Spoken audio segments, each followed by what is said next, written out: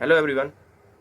बात करते हैं आज खालिस्तान वाले मुद्दे को। सबसे पहले तो आप ये जान लो कि आखिरकार खालिस्तान क्या बला है, क्यों खालिस्तान उसमें आया, न्यूज़ में आया।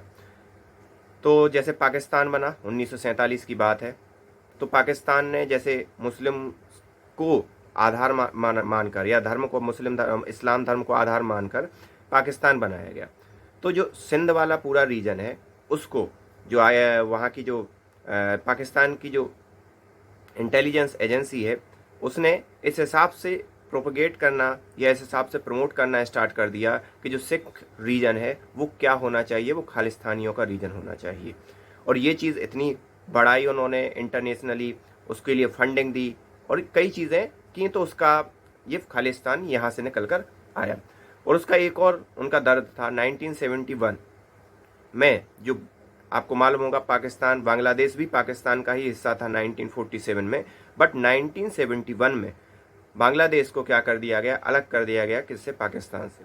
तो वो एक दर्द भी था पाकिस्तान के जहन में। तो वो इस चीज़ को प्रमोट और प्रोपोगेट करना चाह रहा है कंटिन्यूसली कि खालिस्तान का एक आइडिया बाहर निकल के आए, लोग उसको सपोर्ट करें और धीरे धीरे क्या हो, भारत का भी कुछ अंग वो क्या कर ले, जैसे उसको बांग्लादेश अलग हो गया है, भारत का भी कुछ अंग भारत से अलग हो जाए। तो ये पूरा इशू था। हाल ही में ये क्यों न्यूज में है, क्योंकि आपने सुना होगा एक अमृतपाल सिंह, ये बहुत न्यूज में आ रहा है। ये एक खालिस्तान का समर्थक है, कंटिन्यूसली ये बयान देता रहा। कई दिनों तक इसने न्यूज टीवी शो पर जो अपने वक्तव्य हैं वो भी दिए, कई इंटरव्यू भी दिए, और गवर्नमेंट उस समय तक शांत बैठी रही। गवर्नमेंट ने ये सब होने दिया। अगर कोई दूसरे देश की गवर्नमेंट होती तो वो एक कड़ा एक्शन लेती।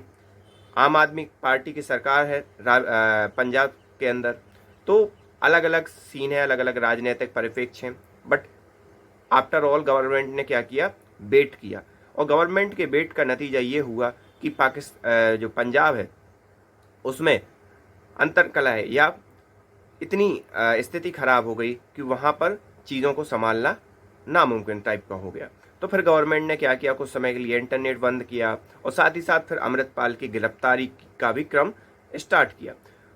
गिरफ्तारी का क्रम चला, 70 से 80 लोग गिरफ्तार भी किए, कई हथियार जब्त किए गए, और अभी अमृतपाल सिंह की क्या है, खोज जारी है। लेकिन ये तो था सब देश के अंदर हो रहा था। देश के बाहर ब्रिटेन के अंदर क्या हुआ, इन्हीं खालिस्तानी समर्थकों ने भारत के जो दूतावास है उसके सामने जो झंडा फहरा रहा था भारत का, उसको क्या कर दिया, डाउन कर दिया। वहाँ पर खालिस्तान के नारे लगाए भारतीय दूतावास के सामने।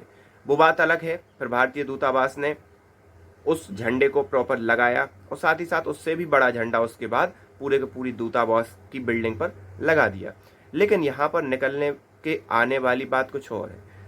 सबसे पहली बात तो ये कि ब्रिटेन की गवर्नमेंट ने इतना बड़ा कदम और इतनी बड़ी चीज़ होने क्यों दी, ये एक महत्वपूर्ण मुद्दा होता है। भारत की कड़े रुख के बाद भी उन्होंने इस प्रकार की कड़ी कार्रवाई क्यों नहीं की कि आखिरकार कौन खालिस्तान का झंडा प्रमोट कर रहा है, कौन खालिस्तानी चीज़ें प्रमोट कर रहा है, वो भी भारतीय दूतावास के सामने। तो ये एक चिंता की बात है और चिंता का विषय भी है कि कोई एक फ्रेंडली गवर्नमेंट इस प्रकार से भारत के साथ करे, तो मेरे हिसाब से ये सही नहीं है। क्योंकि आपको मालूम होगा, अगर ये चाइना या यूएसए या इवन रसिया के अगेंस्ट, अभी तो रसिया और ब्रिटेन के हालात, संबंध खराब है, इवन चाइना और ब्रिटेन के संबंध भी खराब चल रहे हैं, बट अगर ये उनके साथ हुआ होता तो फिर ब्रिटेन क्या करता है, ये सोचने वाली बात है। तो बने रहिए, आप इस विषय में क्या सोचते हैं आप कमेंट करके बता सकते हैं। So thank you for this video.